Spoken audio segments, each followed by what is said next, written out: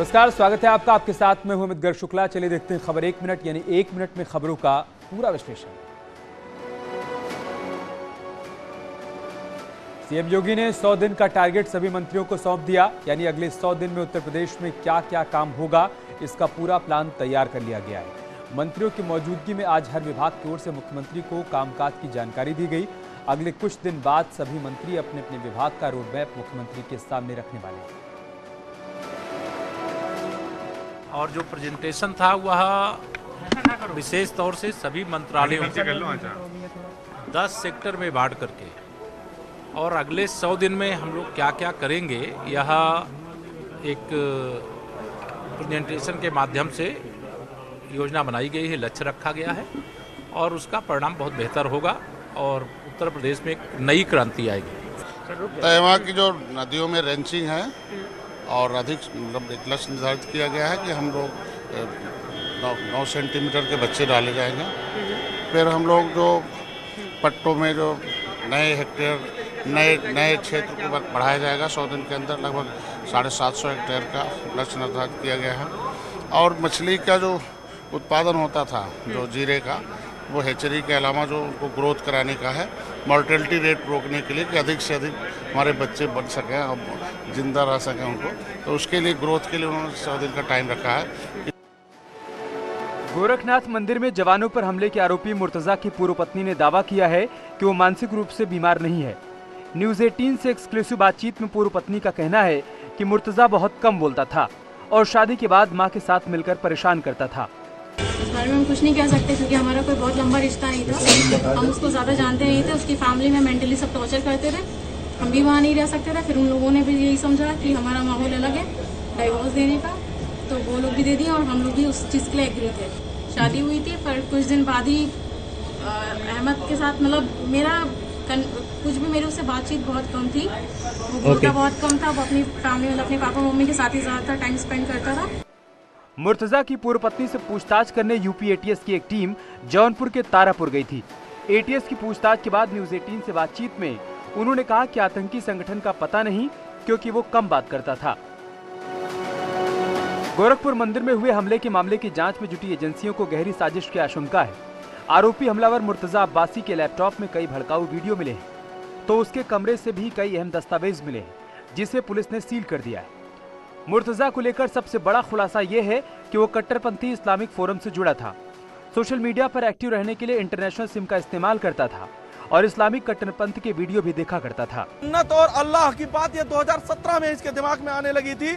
और एक बात और जो इसने पूछताछ में कबूल की है, वो कि इसने अपने आप को होमोसेक्सुअल तक बताया है। तो ये इस तरीके की बातें हैं। जो सबसे बड़ी बात है, इसने जो कबूल किया है, इसने जो वो है अनवर अल अलाकी, ये यमन अमेरिकी इमाम है। ये जो है मुर्तजा, इसको अपना मुख्य प्रेरक मानता था। अनवर अल अलाकी को अपना मुख्य प्रेरक मानता था और उसी के बताए हुए रास्ते पे ये चल रहा था। गोरखपुर मठ में हुए हमले के पीछे जांच में जो तथ्य सामने आ रहे हैं, वो किसी बड़ी आतंकी साजिश की ओर इशारा कर रहे हैं। एटीएस की जांच में पता चला है कि आरोपी मुर्तजा सिद्धार्थनगर के अलीगढ़वा बॉर्डर से नेपाल गया था और नेपाल से वापस आने के बाद अलीगढ़वा में ही उसने हथियार खरीदा था, जिससे उसने गोरखनाथ मंदिर में सुरक्षा कर्मियों पर हमला किया था। और जैसे जैसे जांच आगे बढ़ती है, वैसे वैसे कई रहस्य सामने आते हैं। सबसे पहला रहस्य ये सामने आता है कि उसके घर पे शनिवार को ही 2 लोग संदिग्ध रूप से मुर्तजा के बारे में पूछताछ करने के लिए गए होते हैं। और जब उनके बारे में पता चलता है, तो ये पता चलता है कि वो एटीएस के लोग थे, यानी कि एटीएस की टीम को पहले से ही उसके ऊपर शक था और एटीएस उसमें नजर बनाए हुए थे। अंसार गजवातुल हिंद से मुर्तजा अब्बासी के संबंधों की भी जांच की जा रही है। पिछले साल लखनऊ में अंसार गजवातुल हिंद के 2 आतंकी गिरफ्तार हुए थे। जांच में पता चला कि मुर्तजा आईएस की विचारधारा से प्रभावित था। उसके लैपटॉप में सीरिया के वीडियो मिले, साथ ही मुर्तजा लोन वुल्फ अटैक के वीडियो भी देखता था। अब एजेंसियां मुर्तजा के IS कनेक्शन की जांच में जुटी है। इस बीच मामले की तह तक जाने के लिए ATS की टीम मुंबई पहुंच गई है। दिल्ली के अंबेडकर इंटरनेशनल सेंटर में बीजेपी संसदीय दल की बैठक हुई, जिसमें बीजेपी के कई सांसद केसरिया रंग की टोपी पहने नजर आए। बीजेपी ने अपने सांसदों और कार्यकर्ताओं के लिए केसरिया रंग की नई टोपी डिजाइन की है। बीजेपी सांसदों को ये टोपी और साथ में एक किट पहुंचाई जा रही है। जानकारी के मुताबिक केसरिया रंग की ये टोपी गुजरात में तैयार की गई है। ये टोपी बीजेपी नेताओं को काफी पसंद आई है। बीजेपी संसदीय दल की बैठक में पीएम मोदी ने कहा कि केंद्र सरकार की महत्वपूर्ण और महत्वाकांक्षी योजनाओं का प्रचार प्रसार करें और जनता के बीच जाकर काम करें। स्कीमों का लाभ अंतिम पायदान पर खड़े शख्स तक पहुंचना चाहिए। अपने क्षेत्र में सामाजिक न्याय सुनिश्चित करें। आपको बता दें कि संसद के बजट सत्र का समापन 8 अप्रैल को हो जाएगा और इस बीच भारतीय जनता पार्टी ने अपने सांसदों को एक नई जिम्मेदारी सौंप दी है। लखनऊ में स्वास्थ्य मंत्री ब्रजेश पाठक ने KGMU अस्पताल का औचक निरीक्षण किया। आम मरीज की तरह ब्रजेश पाठक अस्पताल में पहुंचे और व्यवस्थाओं का हाल जाना। डिप्टी सीएम ने हॉस्पिटल की व्यवस्थाओं को सुधारने और मरीजों को स्वास्थ्य सुविधाओं को सुनिश्चित करने के लिए निर्देश दिए। मरीज बनकर किंग जॉर्ज मेडिकल यूनिवर्सिटी पहुंचे ब्रजेश पाठक ने मास्क लगाकर OPD काउंटर पर पर्चा बनवाया। बिना एस्कॉर्ट और सुरक्षा के OPD पहुंचे उप मुख्यमंत्री ने ट्रामा सेंटर, होल्डिंग एरिया और OPD का निरीक्षण किया। कई जगह पर गंदगी मिलने की वजह से उन्होंने फटकार भी लगाई। इतना ही नहीं, उप मुख्यमंत्री ने अलग अलग फ्लोर पर मरीजों से बात कर उनकी परेशानी भी जानी। एक मरीज को जांच के लिए लंबी लाइन में लगना था, वो एक किनारे पर बैठकर अपनी बारी का इंतजार करते नजर आए, जिसे देखकर उप मुख्यमंत्री ने अधिकारियों से टोकन सिस्टम जैसी प्रक्रिया शुरू करने की बात कही। OPD में गंदगी और टूटी कुर्सियों को देखकर डिप्टी सीएम ब्रजेश पाठक ने KGMU के CMS डॉक्टर SN शंखवार से इसका कारण पूछा और इसे दुरुस्त कराने की बात कही। यूपी में एक बार फिर से जनता दरबार शुरू हो गया है। सीएम योगी आज गोरखपुर में थे तो उन्होंने गोरखपीठ में जनता का दरबार लगाया, जहां 100 से ज्यादा लोग अपनी शिकायतें लेकर पहुंचे थे। गोरखपुर में अधिकांश लोग जमीन जायदाद की समस्याओं को सुलझाने पहुंचे थे। सबसे अधिक जो समस्याएं यहाँ पे सामने आई हैं वो समस्याएं जमीन और थाने यानी कि तहसील और थाने स्तर की हैं। जिन समस्याओं को तहसीलों और थानों पर निस्तारित कर दिया जाना चाहिए, वो मामले मुख्यमंत्री के दरबार में आने से मुख्यमंत्री ने थोड़ी नाराजगी भी जताई। उधर लखनऊ में कृषि शिक्षा और अनुसंधान विभाग के राज्य मंत्री बलदेव औलख ने जनता दरबार लगाया, जिसमें कई जिले से फरियादी पहुंचे थे। 10 वर्षीय बच्चे की 14/6/2021 को हत्या कर दी गई। हत्यारा आज भी फरार है, तब से अभी तक पकड़ा नहीं गया है। सबको पता है, पूरे गांव को पता है, लेकिन मेरी समस्या का आज तक निराकरण नहीं हुआ है। आज मैं पहले भी आया था मुख्यमंत्री जी के यहाँ, आज फिर पुनः आया हूँ। 2017 में मुख्यमंत्री बनने के तुरंत बाद सीएम योगी ने जनता दरबार की शुरुआत की थी, लेकिन 2020 में कोरोना महामारी के चलते जनता दरबार को रोक दिया गया था। बरेली में लव जिहाद और धर्म परिवर्तन का सनसनीखेज मामला सामने आया है, जहां आरोप है कि रफत खान नाम के एक बैंककर्मी ने अपना धर्म छिपाकर एक लड़की को अपने प्रेम जाल में फंसाया और फिर मंदिर में जाकर उसके साथ शादी कर ली। लेकिन शादी के बाद जब पत्नी को पता चला कि उसका पति हिंदू नहीं बल्कि मुस्लिम है, तब उसके पैरों तले से जमीन खिसक गई। थाना सुभाष नगर के अंतर्गत एक मामला संज्ञान में है। एक युवती के द्वारा ये बताया गया कि वो बैंक में काम करती है और उसका जो एक सहयोगी है, जो दोस्त है, वो भी बैंक में काम करता था और उसने कहा है कि वो 1 साल से उसके साथ रहती थी और जो उनका प्रेम प्रसंग भी चल रहा था और इसमें उनके द्वारा शादी भी कर ली गई थी और दोनों ही बैंक में काम करते हैं। फिर ये बताया गया कि 1 साल के बाद जो युवक है उस पर धर्म परिवर्तन का दबाव डालने लगा। इस पूरे प्रकरण में मेरे द्वारा इसमें मुकदमा पंजीकृत करने का आदेश दिया गया है। हिंदू संगठन के लोगों के साथ एसएसपी ऑफिस में शिकायत करने पहुंची युवती ने आरोप लगाया कि रफत खान ने अंकित बनकर उसे अपने प्रेम जाल में फंसाया, लेकिन जब उसका भंडा फूट गया तब वो उस पर धर्म परिवर्तन के लिए दबाव बनाने लगा।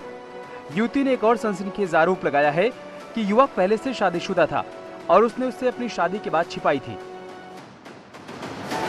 मुरादाबाद में एक मुस्लिम डॉक्टर के खिलाफ फतवा जारी कर दिया गया, साथ ही डॉक्टर को जान से मारने की धमकी मिल रही है।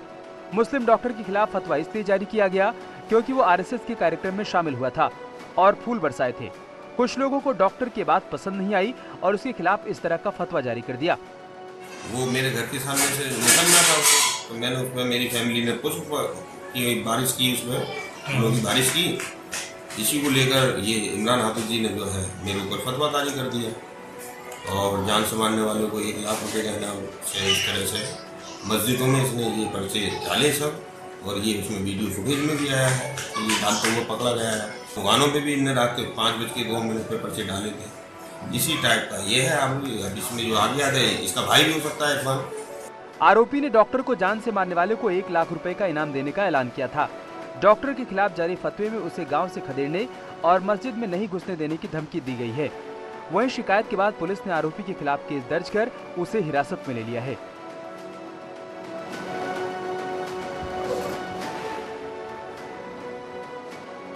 मंगलवार को भी प्रशासन ने बुलडोजर चलाकर सरकारी जमीन से अवैध कब्जे हटाए।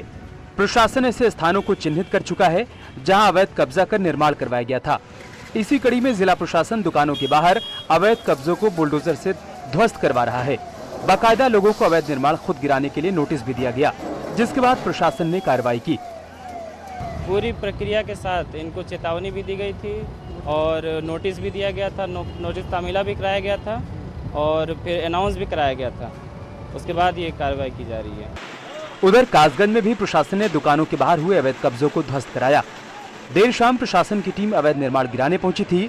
बुलडोजर के साथ प्रशासन की टीम को देखकर दुकानदारों में हड़कंप मच गया। बिलराम गेट इलाके से मालगोदाम रोड तक अतिक्रमण हटाओ अभियान चलाया गया। वहीं सहारनपुर के नवादा रोड पर नगर निगम की टीम ने चिन्हित अतिक्रमण को बुलडोजर से ध्वस्त करवा दिया।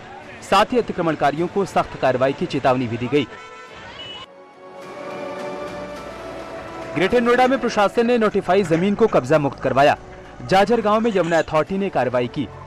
1,25,000 वर्ग मीटर जमीन को भूमाफियाओं के कब्जे से मुक्त करवाया गया। इस जमीन की कीमत करीब 100 करोड़ रुपए बताई जा रही है। जमीन पर अवैध रूप से प्लॉटिंग कर उसे बेचा जा रहा था। उधर अलीगढ़ में बाबा का बुलडोजर काम पर लगा हुआ है, जहां ग्राम सभा की जमीन पर अवैध कब्जा कर माफिया ने बिल्डिंग बना ली थी, जिसे चिन्हित कर मंगलवार को ध्वस्त कर दिया गया। क्वारसी इलाके में धौर्रा माफी में भूमाफिया ने जमीन पर कब्जा किया था, जिसकी प्लॉटिंग की गई थी और अवैध रूप से बिल्डिंग भी बना ली गई थी, जिसे देखते हुए प्रशासन ने सरकारी जमीन को माफिया से मुक्त कराने का अभियान छेड़ दिया। करीब 20 करोड़ की कीमत की सरकारी जमीन कब्जा मुक्त करवाई गई। ये राज्य सरकार और ग्राम सभा की जमीन पे जो भूमाफिया और अतिक्रमण करता है, तो अवैध रूप से जो कब्जा कर ले रहे हैं, उसके विरुद्ध एक अभियान हम लोग चला रहे हैं और इस पे कुछ भूमाफियाओं ने ये बिल्डिंग बना रखी है, जिसको आज अतिक्रमण हटाया जाए। शामली में पुलिस ने एक बदमाश को गिरफ्तार कर लिया, जिसके पास से AK-47 बरामद हुई है, जिसे देखकर पुलिस भी सख्ते में है। इसके साथ ही बदमाश के पास से 1300 से ज्यादा कारतूस भी बरामद किए गए हैं। बदमाश की पहचान अनिल उर्फ पिंटू के रूप में हुई है। लगभग 1300 राउंड जो कार्ट्रिजेज हैं, जो बुलेट्स हैं, वो बरामद हुई हैं। 3 इसमें मैगजीन से एक्स्ट्रा है, 1 ड्रम मैगजीन है। वो सारी चीज़ें रिकवर हुई हैं। इसमें एक व्यक्ति जिसका नाम अनिल उर्फ पिंटू है, जो मुजफ्फरनगर भौराकला थाना क्षेत्र का रहने वाला है, उसे भी गिरफ्तार किया गया है। पुलिस के मुताबिक मेरठ कृषि विश्वविद्यालय के डीन पर हुई फायरिंग के मामले में बदमाश पिंटू के तार जुड़े हुए हैं। मुजफ्फरनगर के हड़ोली माजरा गांव का रहने वाला अनिल एक मर्डर केस में जेल भी जा चुका है। ये और इसका एक साथी जो अनिल बालियान, जो वर्तमान में मेरठ जेल में एक एग्रीकल्चर यूनिवर्सिटी के डीन पर गोली चलाने के मामले में बंद है, इन दोनों ने मिलकर ये हथियार संजीव जीवा, जो एक कुख्यात अपराधी है, उसके माध्यम से ये खरीदी थी। सुल्तानपुर में पुलिस ने मुठभेड़ के बाद 25,000 के इनामी बदमाश आशीष पाल उर्फ आशु को गिरफ्तार किया है। मुठभेड़ के दौरान बदमाश आशु को गोली लगी है, जबकि एक सिपाही भी बदमाश की गोली लगने से घायल हो गया। दोनों को इलाज के लिए हॉस्पिटल में भर्ती कराया गया। वारदात रामनगर इमिलिया गांव के पास हुई, जहां पुलिस ने बदमाश को पकड़ने के लिए घेराबंदी की तो बदमाश ने पुलिस टीम पर फायरिंग कर दी। पुलिस बदमाश के आपराधिक इतिहास खंगालने में जुटी है। गाजीपुर से भी ये वांछित है और हमारे कोतवाली नगर से भी वांछित था। आज कोतवाली पुलिस और स्वाट टीम के संयुक्त कार्रवाई में रामनगर इमिलिया क्षेत्र में पुलिस मुठभेड़ में हमारा एक सिपाही भी घायल हुआ है। उधर गोंडा में भी पुलिस और एसओजी टीम ने मुठभेड़ के बाद 25,000 के इनामी बदमाश महफूज अली को गिरफ्तार किया है। बदमाश एक नाबालिग के साथ गैंगरेप के आरोप में वांटेड था। गैंगरेप के आरोप में 3 बदमाशों को पुलिस पहले ही गिरफ्तार कर चुकी है। कानपुर में एक 2.5 साल के मासूम को पुलिस ने सुरक्षा मुहैया कराई है। मासूम आयांश के पास 24 घंटे एक गनर मौजूद रहता है। कानपुर के बहुचर्चित आंचल हत्याकांड में नया मोड़ उस वक्त आया जब 2.5 साल के बच्चे की जान को खतरा बताते हुए आंचल के पिता ने पुलिस कमिश्नर से मुलाकात कर उन्हें एक पत्र दिया, जिसके बाद आंचल के बेटे की सुरक्षा के लिए पुलिस कमिश्नर ने आदेश देते हुए 24 घंटों के लिए लगातार पुलिस कर्मियों को तैनात किया। इसमें एक गनर भी। दरअसल बच्चे की मां आंचल की पिछले साल संदिग्ध परिस्थितियों में मौत हो गई थी। परिजनों ने आंचल के पति और ससुराल पक्ष के लोगों के खिलाफ दहेज हत्या का केस दर्ज कराया था। कि उन्हें अभी असुरक्षा का भाव है, तो जिसके अंदर भी असुरक्षा का भाव है, माननीय पुलिस आयुक्त महोदय का बड़ा क्लियर विचार है कि हमें उसे सुरक्षित रखें। मैनपुरी में श्रद्धालुओं से भरी ट्रैक्टर ट्रॉली बेकाबू होकर पलट गई, जिसमें ट्रॉली में बैठे 17 श्रद्धालु घायल हो गए, जिसमें से 3 की मौके पर ही मौत हो गई। घटना औछा इलाके के नगलाहार परड़िया चौराहे की है। श्रद्धालु शीतला माता मंदिर से नेजा चढ़ाकर लौट रहे थे। घायल श्रद्धालु फिरोजाबाद के जसराना के रहने वाले हैं। वहीं हादसे की सूचना पर प्रशासनिक अधिकारी हॉस्पिटल पहुँचे और घायलों के समुचित इलाज के निर्देश दिए। यहाँ शीतला माता मंदिर में नेजा चढ़ाने आए थे, लौट रहे थे, यहीं पलरिया चौराहा पड़ता है, उसके आगे प्रतीक्षालय के पास में उनकी ट्रैक्टर टाली पलटी हुई है। घायलों का इलाज कराया जा रहा है, गंभीर अवस्था में उनको रेफर भी कराया जा रहा है। उधर हादसे को लेकर मुख्यमंत्री योगी आदित्यनाथ ने भी दुख जताया। मुख्यमंत्री ऑफिस की ओर से ट्वीट कर शोक जताया गया, जिसमें सीएम योगी ने दिव्यांग आत्माओं को शांति की कामना करते हुए शोक संतप्त परिजनों के प्रति संवेदना व्यक्त की है।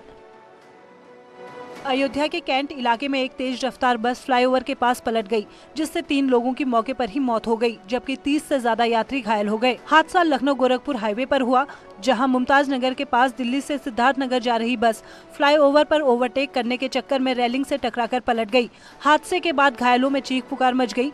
सूचना मिलते ही पुलिस की टीम मौके पर पहुंची और घायलों को इलाज के लिए अस्पताल में भर्ती कराया। बस फ्लाईओवर के ऊपर चढ़ा रही थी, उस समय किसी वाहन को ओवरटेक करने के चक्कर में फ्लाईओवर की साइड रेलिंग से वो टकराई और उसके बाद वो बस पलट गई। तत्काल वहाँ पे पुलिस टीम और मेडिकल टीम वहाँ पहुँची। डेथ हुए हैं और 11 घायल थे, उसमें एक घायल को रेफर किया गया है केजीएमसी और 10 का यहाँ इलाज चल रहा है जिला अस्पताल में और ये लोग ठीक होने की स्थिति में है लगभग। हादसा सुबह 8 बजे के आसपास हुआ। बस के नीचे कुछ यात्री भी दब गए, जिन्हें रेस्क्यू टीम ने क्रेन से बस उठाकर बाहर निकाला। वहीं हादसे पर सीएम योगी ने दुख जताते हुए पीड़ित परिजनों के लिए मुआवजे का ऐलान किया। मृतक के परिवारों को 2-2 लाख रुपए की मदद भी दी गई। कानपुर में सेंट्रल बैंक ऑफ इंडिया की कराची ब्रांच के लॉकर से गहने गायब होने के मामले में पुलिस ने केस दर्ज कर दिया है। पुलिस ने लॉकर से जेवर गायब होने के 3 मामले सामने आने के बाद SIT गठित कर दी है, तो बैंक ने भी जांच शुरू होते ही बैंक मैनेजर और लॉकर इंचार्ज को हटा दिया है। हालांकि बैंक के पूर्व मैनेजर लॉकर से जेवर गायब होने की पूरी घटना को झूठी बता रहे हैं। जौनपुर में मंदिर के अंदर नशा करने से मना करने पर फायरिंग की घटना सामने आई है। मामला सिकरारा थाना इलाके का है, जहां मंदिर के अंदर कुछ युवक शराब और गांजा पी रहे थे। जब गांव के लोगों ने उन्हें मना किया, तब इन युवकों ने अपने साथियों को बुला लिया और ग्रामीणों के ऊपर हमला बोल दिया। ये बताया जा रहा है कि यहाँ पर इस मंदिर पर बिशनपुर के कुछ लड़के आकर के यहाँ पर नशे का सेवन करते थे। इस बात को मसीदा के लड़के मना करते थे। इसी बात से क्षुब्ध होकर बिशनपुर के लड़कों ने आज अपने और लड़कों को लेकर के यहाँ पर आए और यहाँ मसीदा गांव के लड़कों से उनका झगड़ा हुआ। इतना ही नहीं, युवकों ने फायरिंग तक कर डाली, जिसमें गाँव के 2 लोग घायल हो गए, जिन्हें इलाज के लिए अस्पताल में भर्ती करवाया गया। बिशनपुर के कुछ लड़कों ने यहाँ के लोगों पर फायर कर दी और फायरिंग में अभी तक 2 लोगों को फायर आर्म की चोटें तस्दीक हुई हैं। पुलिस ने आरोपियों के खिलाफ मुकदमा दर्ज कर लिया है और जांच में जुट गई है। पुलिस जल्द ही